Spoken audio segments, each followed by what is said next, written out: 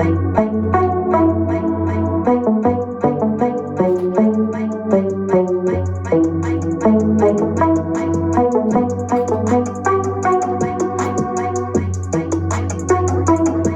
sleeper seats, that's a mattress. No sleeper seats, that's a mattress. Your extensions still some tablets. You want flex with camera flashing. I think lay back, no, it's natural. And I think you made for the life I lead. We renegade, yeah. I got you, moonlight, you're my starlight. I need you, all night. Come on, dance with me. I'm levitating you, you're my starlight. I need you, all night. Come on, dance with me. Hello, Rocky Mountain College and all those watching and viewing. This is your host, Darius Henderson, and this is my No Shame Mental Games podcast. And with that being said, let's get straight to it. Let's turn up the volume and silence the shame.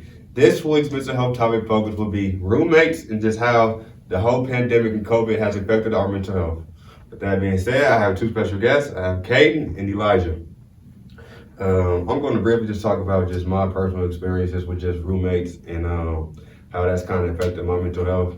Given that this is my 5th year of school, and I kind of been in South Carolina, Arizona, and here. So I had quite a few different roommates, and I just know just when you just have different roommates, different personalities, given that sometimes your roommates respect your space, sometimes they don't. And for me, I think my first time I kind of realized that roommates played a role in just how you feel and like your well-being is that I was a guy who liked to keep my room, I like stuff to be a certain way, liked it to be clean.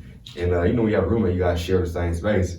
So after a long day of practice, schoolwork, I want to come home to a clean room, and I'll come home and it wouldn't be the way I left it. So that would make me kind of upset. I'm kind of worried about cleaning up a mess. So now my mind's kind of clogged up and, congested. And then the next year I got a great roommate, and he was kind of the opposite. He kind of helped my mental health as far as just like whenever I was tired or feeling down, hey D, like, you good, bro? Like, or he bring me some food when I was hungry, or there's the small things that kind of help my overall well-being. So with that being said, I'll start with you. Like, do you mind kind of maybe expressing how just roommates, given that, we are kind of all closed in together, given that the pandemic is going on, do you mind explaining? Yeah, absolutely. I totally agree with what you're saying, that, roommates affect how you feel, especially after a long day of classes. Like, you want to come back and maybe you just want to hang out and chill, but you got that one crazy roommate or something. But yeah, personally for me, like my first year, I just had one roommate, and I knew him from back in high school. Nice. We were teammates, and so we had a pretty good understanding of each other. And my second year here, it kind of opened up, and went from having one roommate to 3 more roommates. 3? Yeah. So it's total of 4? Yeah. Oh, wow. That's an interesting dynamic. Yeah, and it changes, you're not just thinking about one other person now. Like, you've got that good understanding with one person, now you've got to open that up to 3 people, 3 completely different people. Right.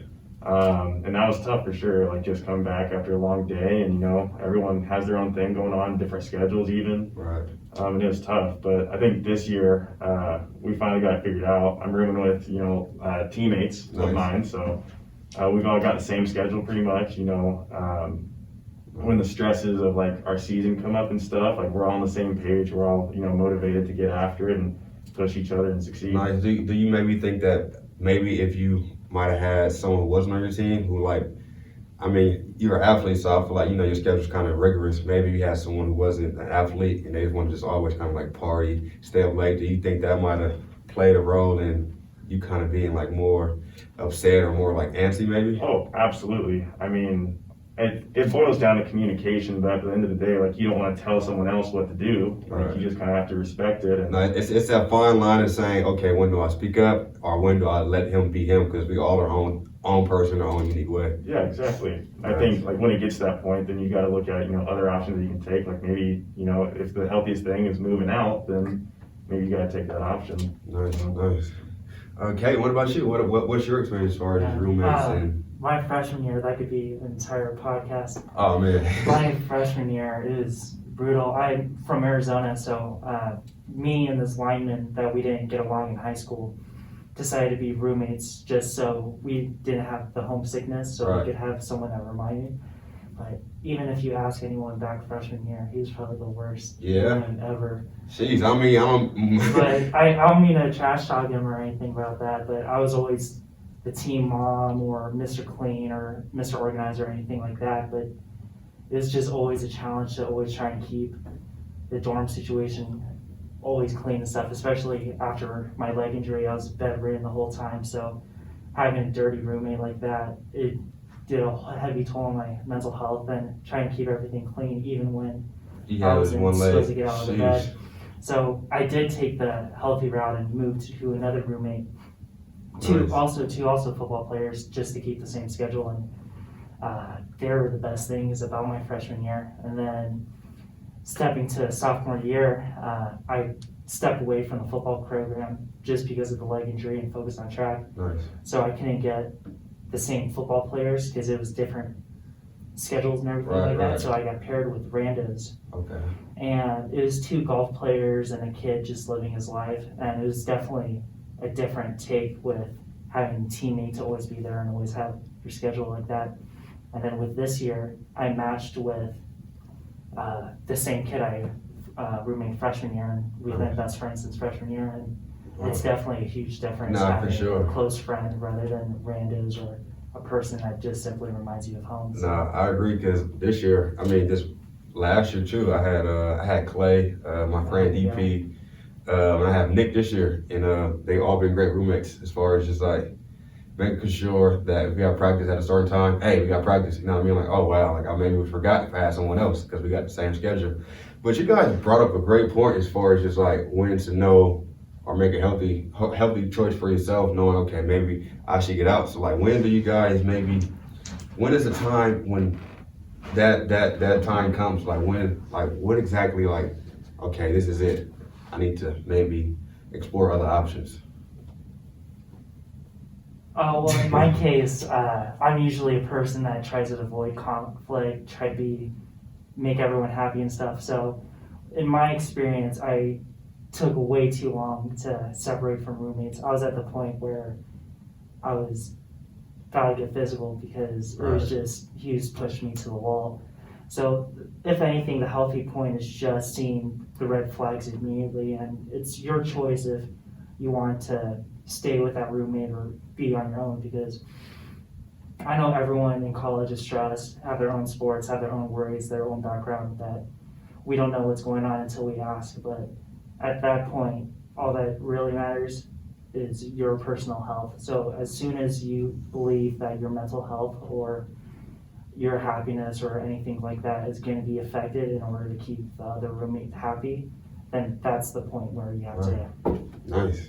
What about you, Ethan? Yeah, no, I mean, just following what Caden said, I think, you gotta, it's important to place others first, but like, and you gotta compromise with them and with your roommates, like, but you really have to have the discernment and know what to compromise on. Like, as soon as you start compromising on things that are integral to your identity and your own health, then that's where you kind of, like, you gotta step in and be selfish in that regard, to be like, this isn't healthy for No, me yeah, anymore. I agree totally. I feel like that's big just as far as mental health awareness, just knowing your triggers and just setting boundaries for yourself and just knowing, okay, this is for me. I know it's best for me. Like, I'm not gonna try to stick it out and make it strong. Like, I need to remove myself so I can have a better overall well-being. And with that being said, let's kind of shift the topic over just to the COVID and the whole pandemic. I know we're all in uncertainty times right now, given that we have never experienced this, So I mean, we're gonna tell our kids in a couple of years, like, hey, like we survived the COVID. So I mean, as far as when that first hit, what were some of you guys' feelings or emotions, and how did you guys kind of manage it? Yeah, I mean, for me, like, it was all about faith and just, trusting that there's a higher purpose to everything, and that, while there is a lot of like evil and just darkness that is screaming at us, whether that's through the news, media, whatever, like there is still good out there, there's still good people, and there's always a brighter side and a silver lining to the situation. So just like strive and look for that. No, that's an interesting perspective, because a lot of times people don't even take that perspective given everything that's going on. Because like me personally, I'm like, man, I can't go to the gym, I can't work out. So I was out to you, but just hearing that different perspectives, because it's definitely a light at the end of the tunnel. What about, Yeah, what no, about you? definitely. I wish I had the more optimistic view. Yeah, I'm about to say, like, man, I gotta get you down on that. No, I took more of the pessimistic that there's always worse situations out there instead of mine, so I shouldn't complain. I should still keep going. I know back in whenever last year, when the whole COVID thing struck and schools started closing down, business, hotels, I still couldn't believe like it was that serious. And then as soon as went back to Arizona, just the 3 months I was there, Governor Ducey enforced 2 1-month lockdowns. So again, not being able to work out, not being able to go to the store, not being able to do anything, it drove me insane and drove my family insane. I know I like to be on a constant schedule, but being forced to just stay in one place, it's definitely a struggle. But Oh yeah, for sure. Well, man, I appreciate you guys coming on and giving you guys a perspective on that. Yeah. Given that, you guys got a busy schedule, got finals coming up, and you guys made time. I appreciate that. Absolutely. But at the closing of each show, we give a shout out to someone we miss, love, or someone we appreciate, or someone you might think doesn't give enough credit. And we got to put on the RMQ chains and we look in the camera and we shout them out. So Elijah, you can take this one, and then you can take these. appreciate it. Y'all had to battle all now. Okay, your turn now. Yeah, that's funny. I'll go. Yeah, I'd like to just send a shout out to my family back in Whitefish. Love and miss you guys, and I'll see you real soon. Also, my grandparents back in Tennessee who are battling COVID right now. I'm praying for you guys, for your health, and hope to see you guys soon. Nice. And then most definitely a shout out would be both my mom and dad. I know in 24 hours I'll see you guys, but it's gonna be a long flight. And if anything, shout out to all of us for surviving this whole thing. So True.